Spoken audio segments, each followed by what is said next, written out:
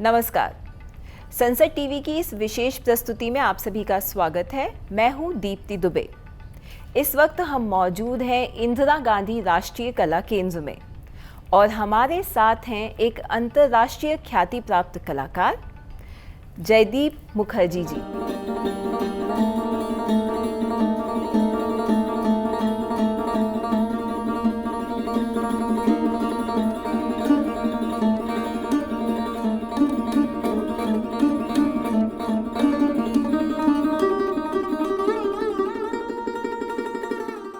जयदीप जी, आपका स्वागत है। नमस्कार, thank you very much. Jaideep ji, व्यक्ति एक वाद्य यंत्र अच्छे से बजा पाए, ये ही उसके लिए बहुत बड़ी उपलब्धि होती है। आप सरोद, मोहन, वीणा और सुरसिंगार सब कुछ उतनी ही सुंदरता से बजाते हैं और खासकर ये सुरसिंगार, ये कैसे शुरुआत हुई आप हमें बताइए। मेरा जो घराना है सेनिया शाहजहानपुर घराना, ये घराना 300-350 साल का पुराना घराना है जो ग्वालियर घराना से ऑफशूट होके आया है। मेरा जो दादा गुरु थे पंडित राधिका मोहन मोहित्र जी, वो अनेक वाद्य यंत्र बजा सकते थे। उसमें से एक था सुरसिंगार। फिर उन्होंने 3 यंत्रों का सृजन किया था। एक था मोहन वीणा, दूसरा दिलबहार और तीसरा नवदीपा। तो वो मल्टी इंस्ट्रूमेंटलिस्ट थे। तो हमारा घराना में जो कोई सरोद का या सरोद सितार का जो तालीम लेता है, तो उसको एक ही इंस्ट्रूमेंट में वो लिमिटेड रहता है। लेकिन मैंने अपना गुरुजी से परमिशन लिया और हमको 14 इयर्स 14 साल हमको वेट करना पड़ा उसको परमिशन मिलने के लिए जी। मैं शुरुआत किया था सरोद से। तो सरोद में मेरा जब मेरा 20 साल का तालीम हो चुके थे, तब मैं अपना गुरुजी को बोला कि मैं मोहन वीणा को लेके जा सकता हूँ, मैं सुरसिंगार को लेके जा सकता हूँ, लेकिन उन्होंने साफ मना कर दिया। सुना ही नहीं बात। तो हमें लगा कि वो शायद मेरा बात सुना नहीं। मैंने फिर से बोला, फिर हमें एक बहुत डांट दिया एक बार एकदम। और गुरुजी अगर डांट दिया तो चुप रह गया। 14 साल बाद उन्होंने हमको बोला कि अब तुम दूसरे इंस्ट्रूमेंट में जा सकते हो। तब वो हमको बोला कि तुम सुरसिंगार को देख सकते हो। देख सकते हैं, देख सकते हो। उन्होंने कहा कि आप देख सकते हो कि वहाँ पे तुम ट्राई कर सकते हो जी, क्योंकि तुम्हारा हाथ पे तो आलाप तो सरोद में तो आ नहीं रहा है। तब मैं जब सुरसिंगार को देखा, वो इतना बड़ा इंस्ट्रूमेंट था, इतना गंभीर, उसका जो स्ट्रिंग्स था उसको बांधने का इतना प्रॉब्लम हुआ था। तो मैंने सोचा, और उसको लेके ट्रैवल करना बिल्कुल नामुमकिन था क्योंकि 5 फीट 5.5 फीट का इंस्ट्रूमेंट था वो। तो मैंने सोचा कि उस इंस्ट्रूमेंट को थोड़ा सा रिवाइव करना पड़े, जो कि आर्टिस्ट लोग उस अच्छा इंस्ट्रूमेंट को ठीक से बजा सकते। तो उस हिसाब से मैंने 2-3 साल लगाया जी।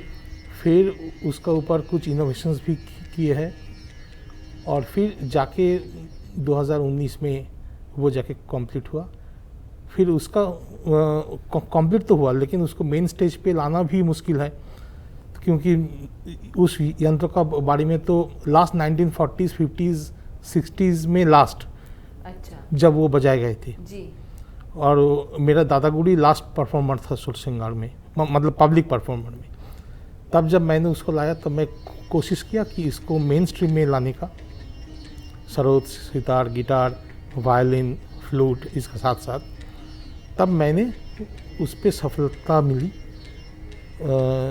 फिर उन्होंने मैंने यूनिक सा प्रेजेंटेशन स्टार्ट किया, जैसे आलाप, जोड़, झाला सुरसिंगार में और गत्स सरोद में या मोहन वीणा में। जब तानसेन ने सेनिया रबाब बजाते थे, तब मानसून का टाइम पे उस रबाब के ऊपर जो चमड़ा होता था उसका जो टेंशन था वो गिर जाता था, तो नमी की वजह से। हाँ जी। तो वहाँ पे क्या होता था कि साउंड वहाँ से अच्छा नहीं आते थे। तब तानसेन ने उसको बहुत सोचा, लेकिन कुछ नहीं कर पाए। फिर तानसेन का 250 साल बाद उसका एक वंशज उस्ताद जफर खान साहब जी, उन्होंने जाके उस चेंजेस किया। तो उन्होंने क्या किया कि उन्होंने एक यंत्र को कॉन्सेप्चुअलाइज किया और उसको रूपदान दिया, जहाँ पे जो तानसेनी रवाब से आया हुआ है, तो ऐसे करके ये यंत्र आया और 150 साल तक वो अपना हिंदुस्तानी शास्त्रीय संगीत में उसका स्थान था। फिर 1940s 50s का बाद ये यंत्र अवलुप्त हो गया।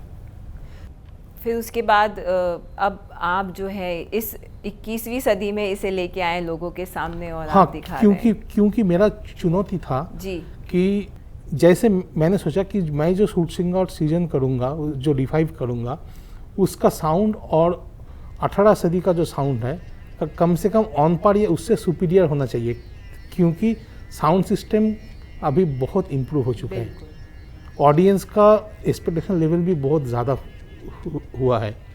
तो क्यों क्लासिकल म्यूज़िक में कुछ नए चीज़ लाना चाहिए जी। कुछ इम्प्रोवाइजेशन करना पड़ेगा, कुछ इनोवेशन करना पड़ेगा, जैसे करके क्लासिकल, क्योंकि आज बहुत सारे युवा पीढ़ी क्लासिकल इंस्ट्रूमेंट में इंटरेस्ट आ रहा है, तो क्यों ना एक इंस्ट्रूमेंट में पूरा आलाप जोड़ झाला गत्स को छोड़ के दो अलग अलग इंस्ट्रूमेंट में अगर हम लोग पेश करते हैं तो उसका एक अलग सा अंदाज होते हैं। तो मैंने वैसा प्रेजेंटेशन स्टार्ट किया है। जयदीप जी, आप हमें कुछ सुनाएंगे प्लीज़ इस पे? जी बिल्कुल बिल्कुल, मैं यहाँ पे एक छोटा सा आलाप जोड़ बिल्कुल बिल्कुल झाला कुछ मिनट के लिए करता हूँ।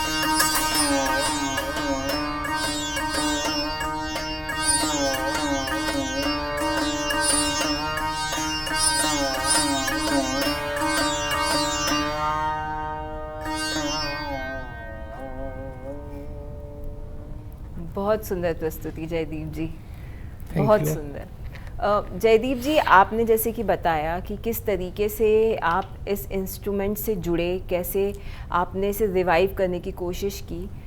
आप अपने बारे में कुछ बताइए। आप किसी संगीत घराने से नहीं आते हैं, फिर ऐसे में आप कैसे इस ओर आकर्षित हुए, और वो कौन सी उम्र थी जब आपने इसे सीखने की शुरुआत की, या आपको लगा कि मुझे इस क्षेत्र में जाना है? देखिए, मैं संगीत घराने से नहीं हूँ, लेकिन मेरा जो फैमिली मेम्बर्स है they are the music lovers. तो मेरा जो मिटरनल अंकल्स भी है वो भी तबले का पंडित निखिल घोष का वहाँ से सीखते थे। तो मेरा जो चाचू जो थे वो सोचा कि हमें सरोद सीखना है। जब वो 1985 में आए तब मैं तो बच्चे की जैसे एकदम पूरा 3 साल का था। घूमते थे, मेरा अंकल्स का इंस्ट्रूमेंट को लेके उन लोग को परेशानी करते थे। तो ये सब कुछ होता था। तो एक दिन अचानक मैंने उन लोग का इंस्ट्रूमेंट को लेके पकड़ा था, सरोद को लेके पकड़ा था। तो मेरा गुरुजी ने देखा, और तब मेरा उम्र कितना था, 4 साल, 4-4.5 साल था। तब मेरा गुरुजी ने मेरा पिताजी को बोला कि आप इसको इंस्ट्रूमेंटल म्यूज़िक में दीजिए। 1987 का सरस्वती पूजा का दिन मेरा तालीम स्टार्ट हुआ गंडाबाद के। अभी भी उनका चरण में मैं शिक्षा कर रहा हूँ। फिर उन्होंने एक चीज़ किया 2011-12 में, उन्होंने हमको बोला कि अगर तुम्हें इंस्ट्रूमेंटल म्यूज़िक या संगीत का शिक्षा ठीक तरफ से करना है तो तुम्हें तबले का या पखवाज का ज्ञान होना चाहिए। तब उन्होंने हमको एक दिग्गज का पास भेजा जिसका नाम है पंडित देवाशीष सरकार, जो फारूक का घराने का गुरु ज्ञान प्रकाश घोष और कन्हैया दत्त का सारगीत थे, उसका पास भेजा। अब भी मैं उनसे भी सीख रहा हूँ। आप तो पखावज बजाना सीख रहे हैं? नहीं, तबले में जो लाइकाडीज होता है, जो इंट्रिकेसीज होता है, जो बोल हमें कैसे इम्बाइब करते हैं, जैसे दादिर दाड़ा दाड़ा दिर दिर दाड़ दाड़ दिर दा दिर दाड़ा दा दाड़ा दा दा दा दा दा दाड़ा दा दा दा दा घे घे गे गे गे तेटे घे घे गे गे गे तेरे गड़े घे गे ना गे हे ना घे गे तेरे गड़े को दिखे ना। सो ये सब कुछ पैटर्न्स, ये सब सीखने का चीज़ है, और डेमोन्स्ट्रेशन भी करने का, और इसे अपना प्रेजेंटेशन भी बहुत सारे इम्प्रूव होते हैं। तो इसीलिए मैं देवाशीष दा का पास जाता हूँ। आपकी एक धुन है जिसे प्रधानमंत्री जी ने भी शेयर किया है और कहा कि इसे सुनिए। तो वो पल आपके लिए कैसा था जब सुरसिंगार से निकली हुई एक सुमधुर धुन को जो है वो प्रधानमंत्री जी ने कहा कि आप लोग इसे सुनिए, और क्या आप वो हमें सुनाएंगे यहाँ?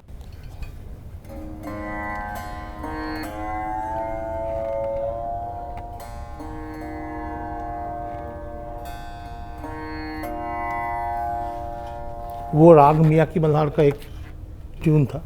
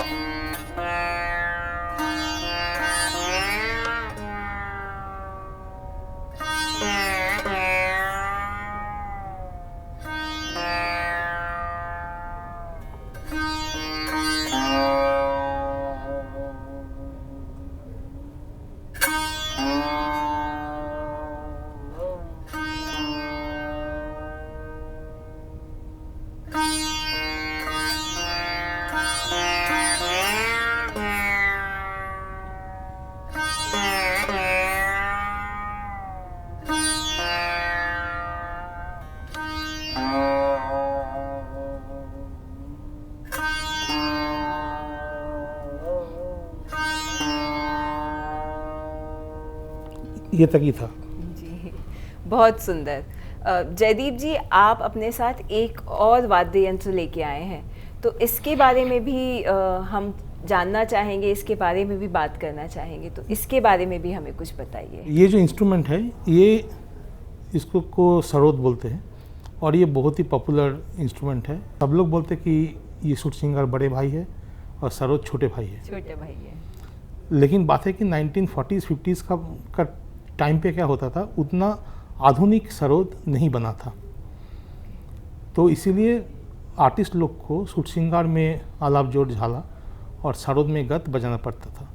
लेकिन 1950s का बाद कुछ फेनोमेनली लीजेंडरी म्यूजिशियंस सरोद का चेंजेस किया, सरोद में अपना इनोवेशन लगाया, जो रबाब में जो क्रूड सरोद था उसको रिफाइन किया तब, और उसीलिए सरोद बहुत पॉपुलर होने लगे और सूट श्रृंगार अब लुप्त होने लगे थे। क्योंकि अगर आलाप जोड़ झाला का एक ही इंस्ट्रूमेंट में हम कर सकते थे तो उस इंस्ट्रूमेंट का कोई मतलब रिडंडेंट हो गया था। जी।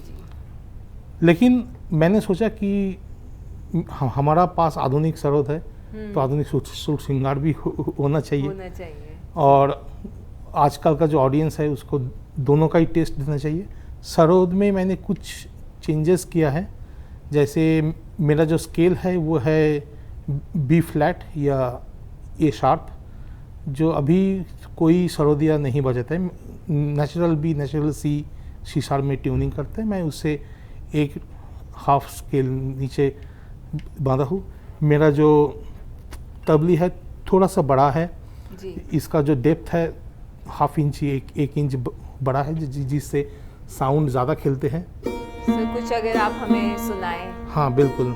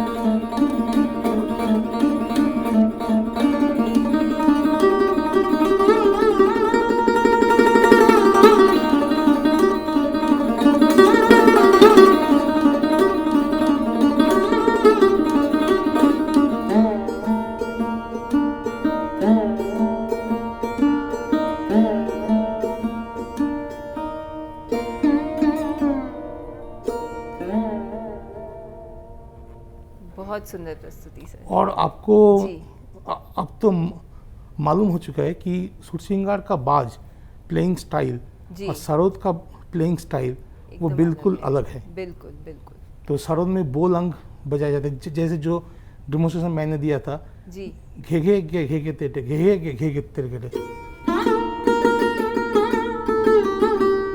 घे घे ना घे ना घे घे ना घे घे तेरे घे गोदी घे ना। तो ये सब बोल अंक चीज जी, ये सरोद में बजाना बहुत ही इजी है, सूट श्रृंगार में वो नहीं चलेगा क्योंकि उसका चलन ही कुछ और है। बिल्कुल।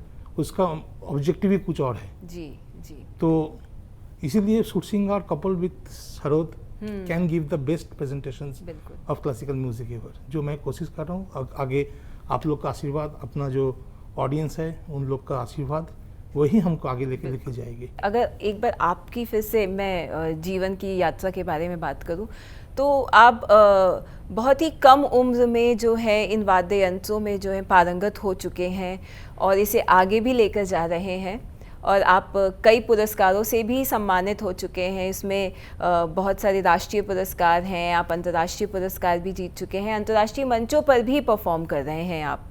तो अपनी इस जीवन यात्रा में जब आप इतनी कम उम्र में इतना अचीव कर लेते हैं, तो आपके जो साथ में हैं, आपके जो मित्र हैं, जो आपका परिवार है, उससे कैसा प्रोत्साहन आपको मिला और आगे अब आप क्या देखते हैं, आप क्या और करना चाहते हैं? देखिए, ये तो बहुत अच्छा क्वेश्चन आपने पूछे हमसे, क्योंकि सब लोग मंच में देखते हैं कि मैं परफॉर्म कर रहा हूँ, लेकिन जो बैकग्राउंड में जो रहते हैं ना, उनका बारे में बोलना चाहिए। जैसे मेरा पिताजी ने हमें इनिशिएट किया, हमें उत्साह दी, और इंस्ट्रूमेंटल म्यूज़िक को मैं आगे लेके जाऊँ, इसलिए मेरा मम्मी ने हमको मेरा पीछे पड़ा रहा। हाँ, मेरा जो अर्धांगिनी है, वाइफ है, उसका भी बहुत सेक्रीफाइस है जी। और फिर उसका बाद मैंने 11 साल कॉर्पोरेट हाउस में काम नौकरी की है आपने। नौकरी किया, और उस समय भी आप इससे जुड़े हुए रहे। उस समय में भी जुड़ा हुआ था। उस समय में मेरा ऑल इंडिया रेडियो का ग्रेडेशन मिला, ICCR का एम्पावरमेंट मिला। मतलब MNC में नौकरी करते हुए भी जो है वो आपका दिल जो है वो इससे ही जुड़ा रहा। इससे भी था। जी जी। मैं अपना ऑफिस पे एक सरोद रखता था सिक्योरिटी का रूम में। कुछ और हमें अगर आप सरोद पे सुनाना चाहें, कुछ जो आपके दिल के करीब हो, कोई ऐसी धुन अगर आप हमें सुनाना चाहें।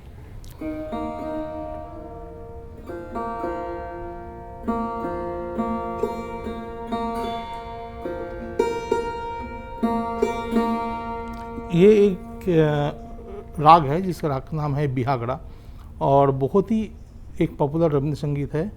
जागो रानी जय बिभा भोरी, वो भगवान को बोल रहे हैं कि आपका हिसाब से आपको देखने के लिए मेरा दिल तरफ रहा है, और मैं आँखों के सामने आपको ही देख रहा हूँ, आपका बांसुरी मैं सुन रहा हूँ, लेकिन जब भी आंखें खुलता हूँ आप वैनिश हो जाते हैं। जागो रानी जाए बिभा भोरी, आँखी होते घूम नील होरी।